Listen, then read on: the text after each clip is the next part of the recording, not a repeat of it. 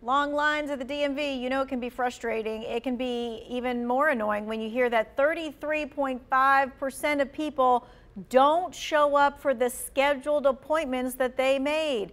A time slot that could have been yours. But the DMV is working to combat that. Today, we're joined by North Carolina DMV Commissioner Wayne Goodwin, looking at how to skip the line and what other options are available online. We're taking your questions as well. You can text those questions to 336-379-5775. All right, so there's been like this trend of a third of customers not showing up for their appointments. So with that, the DMV kind of made some changes. So what are you doing?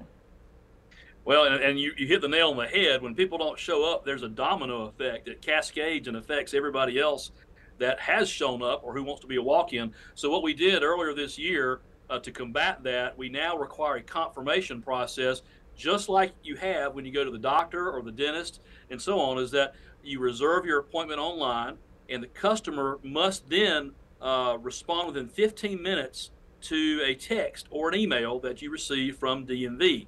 If you don't confirm that you, in fact, have scheduled that appointment within that 15-minute period of making it, then you lose the appointment.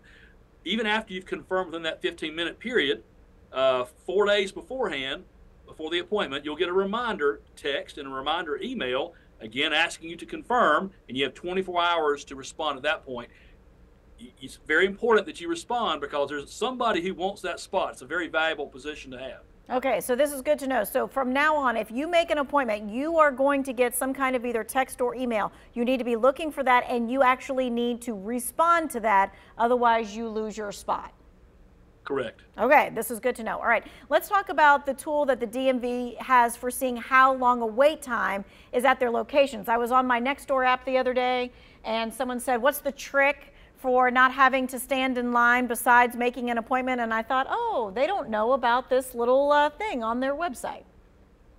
Right. If you go to myncdmv.gov, ncdmv.gov, and you go to the place where you want to find out about what the wait time is, we call it the walk-in wait time tool, and you click on the location that you're interested in, it'll give you an estimated wait time at that moment. So that's a good way to make a smart plan. Now, it can change. Others are looking for DMV transaction opportunities too, but it's better to have some information than none at all. So please use that tool and make a smart plan. Right, and that's something that has been like maybe a tool for maybe the last year and a half or so. So recently new. Right, and we still have people who are still learning their way around it, but as more of us, particularly since the COVID pandemic, have gotten used to using smartphone technologies and doing things online, more and more folks are accustomed to having to confirm things online, whether it's with restaurants or with doctors and dentists and the like. So we're operating just like a private business. All right, well, speaking of online, there's a lot of different ways that you could renew or do your business for DMV online. Not everything can be done online, but there are plenty of things that can be done online. So what services can be done on the website?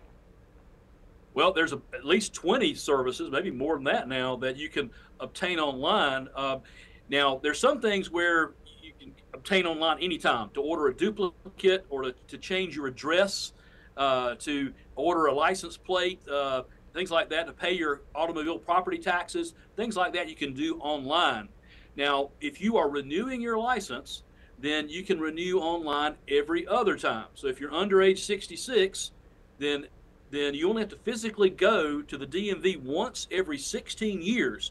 And a lot of folks don't know that. They're concerned about being in line all the time, but once every 16 years, that's less frequently than the folks who line up to go to a concert or a football game. So and of course, if you're 66 or older, you have to go in line physically in person once every 10 years, so long as you renew online at the midway mark. So make a smart plan. Renew online, use the services online as often as you are eligible. Okay, and when do you have to go into the DMV? Like, there's not an option, you got to go in. Right, you have to go to the DMV in person if it's the first time that you're getting a driver's license or an ID, or if you've moved to the state and it's the first time that you're getting a North Carolina driver's license or ID, or if you are getting the federally required or federally optioned, I guess, real ID. And then the last one I would give for this conversation would be if you are changing your name. A lot of folks, when they get married or for other reasons have their names changed. Those are 4 times that you must go in person. It usually is because it's the first time that you're interacting with the North Carolina DMV for a credential. Okay, gotcha. All right. So licenses and ID options have been revamped to make them more secure. So tell me what's like on the docket for what some of these new features are with this new ID. Oh, with the new ID that we have? Mm-hmm. Yes, we have the features we've got with the new ID. A lot of folks are wondering, they're seeing this new driver license, new ID out there, and it started July the 1st. And about every 15 years or so, North Carolina, like other jurisdictions, changes its credential, because we are trying to prevent hackers, trying to prevent fraud, trying to prevent criminals from stealing your identity. So with the newest card, the photo is different. The photo is similar to what you see on U.S. passports. You'll see a lot of other, the font's different, the backgrounds are different. You're going to see a lot of North Carolina symbols that you have never seen on a driver's license before.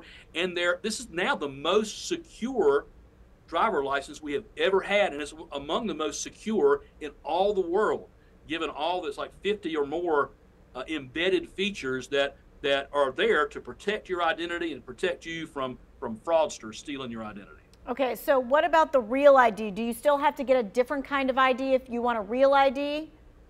No, the real ID is an option. It's a federally created option as a result of 9/11. And it's been a long time ago, but it's still impacting us.